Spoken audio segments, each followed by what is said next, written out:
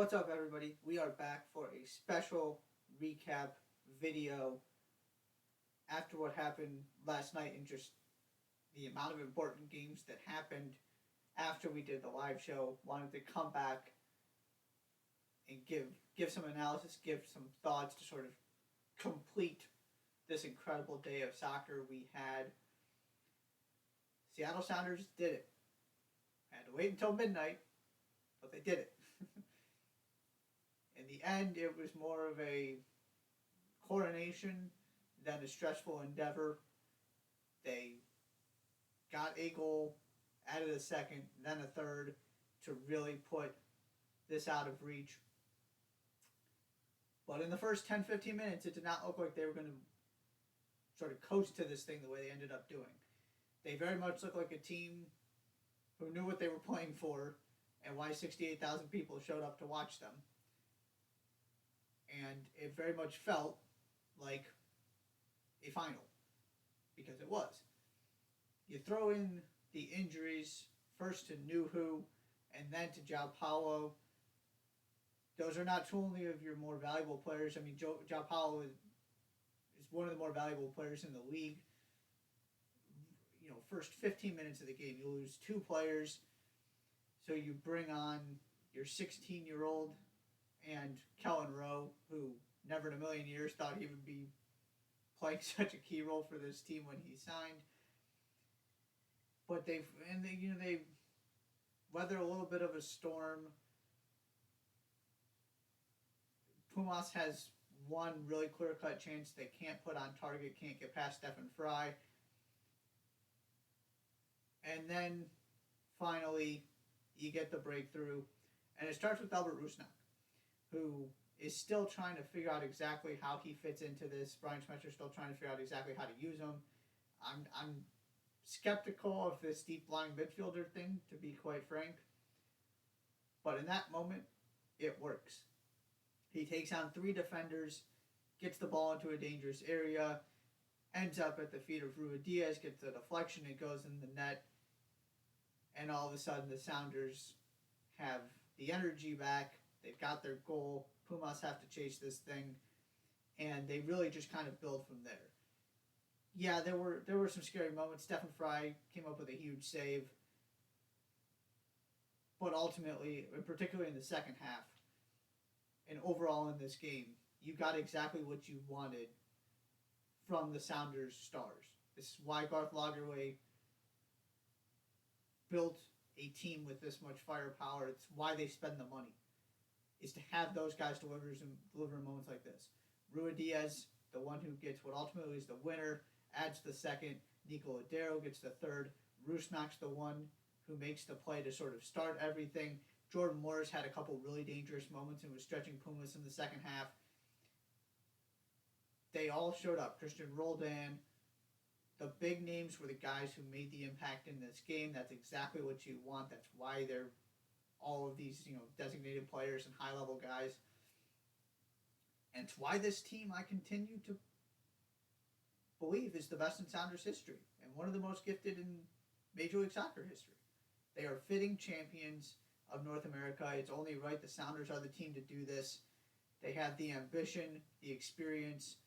I talked about previewing this, just the situational brilliance, their ability to solve problems and win multiple ways in knockout formats like this competition. You've seen it time and time again. They put it on display last night. Congratulations to them. This is awesome for Major League Soccer. It's awesome for Seattle. Now they get to go play in the Club World Cup, which will be really cool. And moving forward, again, this is a watershed moment, absolutely. There are more steps to go, though. This does not, it closes the gap, but it does not close the gap, if that makes sense. It narrows it. It doesn't shut it all the way closed, by any means, when you're talking about Liga MX. First of all, you got to go do it again next year, whether it's the Sounders or somebody else. Second of all, you got to do it against the big boys. Not to take anything away from Seattle, because they absolutely deserve this, and they showed over two legs they were unquestionably the better team, which they are. Again, Pumas finished 11th. 11th. So yes, Seattle should be beating them rather handily, and that's exactly what they did. They did their job. You got to do it against your Monterreys, your Club Americas. You go down the list for this to start becoming a real conversation. There are teams in Major League Soccer now capable of beating the best teams in Liga MX. Proved it again this year. Your Torontos and your LAFCs in the past have been able to go toe to toe with the best of the best from Mexico. The depth is getting better. It's all progress, and this was a huge moment, another step. Now, can you build off of this? Can you find a little bit more money if you're Major League Soccer and Don Garber to give these teams those couple extra pieces to build the squads like the Sounders have? Because they get to benefit from having your Roldans and your Morrises who are homegrowns. That's part of why they're able to do this. Of course, they've got lots of money in relative MLS terms.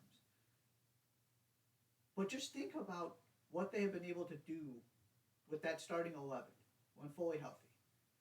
Stefan Fry is one of the best goalkeepers this league has ever seen. Nuhu just got back from putting in one of the best performances you've ever seen against Mo Salah. Your center backs are solid. Alex Roldan has turned into a very, very good MLS player. I wasn't convinced it was going to happen, but he was good last night. He's been good. He's really turned into something. He's, an El Salvadorian international. Then you've got João Paulo, who's a DP level player. Rusnak, who I believe is a DP for them, and was the biggest offseason get in Major League Soccer from guys who are in the league and experienced and proven standpoint. Christian Roldan is absolutely a DP level player. Then you start talking about up top, Ruidíaz, Ladero, DPs. Jordan Morris is a DP level player. They have found a way to construct this through shrewd scouting, their own academy, and their homegrown guys, and of course being willing to go get those difference makers, your Laderos, your Ruidíazes, spending the DP money at a high level, not just a designated player, but expensive ones. They've got everything you can ask for. Can you get other teams to build that kind of depth? And then you've got your Kellen Rose, who can go play 5 different positions all over the field if something happens to go wrong or you need to switch, give a guy's rest or whatever. But that starting 11 is absolutely incredible. So congratulations to the Sounders, deserving champions of North America. Boy, that feels good to say. Finally, Major League Soccer has done it. And of all teams, it had to be the Sounders. And that is exactly what happened. In the Challenge Cup semifinals, we have our final now set. It will be the Washington Spirit and the North Carolina Courage. Plenty of controversy and drama in this OL Reign Washington Spirit game, as you would expect with these two teams. It goes to penalties, but not until we have what appeared to be a clear handball. I mean, in literally the final second or two of the game. The referee blows his whistle instead of pointing to the spot. OL Reign are incensed. There's no VAR, so there's no way to look at this. But also the dismissiveness was frustrating to see. That certainly looked like a penalty. That complaint was valid. Now, we didn't get too many replays to see if there was any question about whether it actually was or not. I'm not 100% sure it was a clear-cut no-brainer. But it certainly looked like one, and to see those complaints be dismissed with such confidence, I'm not so sure about that. NWSL's got some work to do figuring out and explaining that one to OL Reign. But no VAR, so we go to the shootout. No extra time either. Which gives us something that I had never seen before, which is a goalkeeper stepping up as one of the 5 penalty kick takers for their team. Audrey Kingsbury converts her penalty very well, I might add. Saves two. Eventually, we go to sudden death penalties because everybody just kept scoring. She eventually gets two saves to send her team to yet another final. Very, very good performance from her. Megan Rapinoe makes her debut. That was noteworthy. She sort of came on for the penalty shootout. And OL Reign just have to feel really hard done by all of this. Not only the penalty, but their performance was much, much, much better. I said, talking about this game before it happened, looking back at their meeting over the weekend, they needed more from the midfield. They needed to create more chances. That's exactly what they got. Jess Fishlock, Rose Lavelle, much more influential. Their press was excellent. They were the team that looked like they were playing at home and were playing with the confidence, even though they weren't playing at home because of the Sounders. They really disrupted what the Spirit wanted to do. That free-flowing attack was not there for most of the game. It was disjointed. And so on the balance of play, OL Reign absolutely deserved to win this game. They just couldn't convert their opportunities. Bethany Balcer had a couple that she just couldn't put in the back of the net. That leaves you open to this kind of thing. You get an unlucky call from the ref. You go to penalties. You lose. Just everything that could have gone against OL Reign in this game seemed to. They are really good, and they're not going anywhere. They will be a force to be reckoned with come NWSL playoffs. I have no doubt about that. In the other semifinal, North Carolina Courage beat Kansas City Current 2-1. I also said, I'm not entirely sure the Current can put the passes together and hold on to the ball and really be on the front foot in this game, and it might come back to bite them. The scoreline may suggest that's what happened, but that is absolutely not what happened.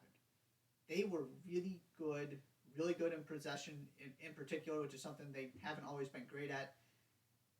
They were the team that took the initiative for most of this game. Unfortunately for them, Caroline was on the field for North Carolina Courage. She was sensational. That is a name to keep an eye on as we move forward. Absolutely ridiculous.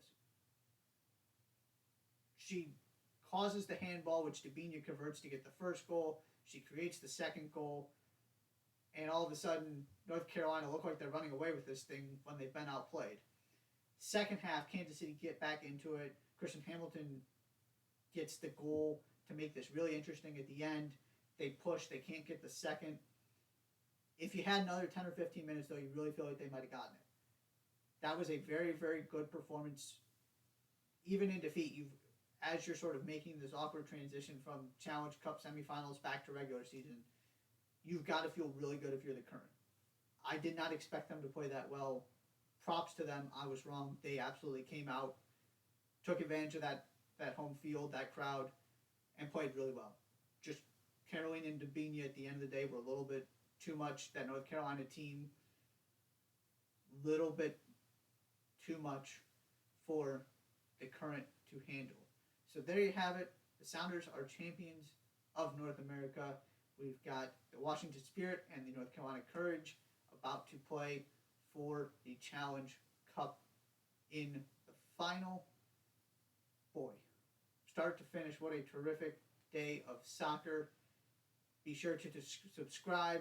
Check out our show from last night, particularly the Champions League recap. That's where that is after what Real Madrid did. So much going on, so many finals, semifinals yesterday. They all delivered. It was a terrific, terrific day of soccer. That's all we've got for now, and we will see you for our weekend recap on Monday. That's what I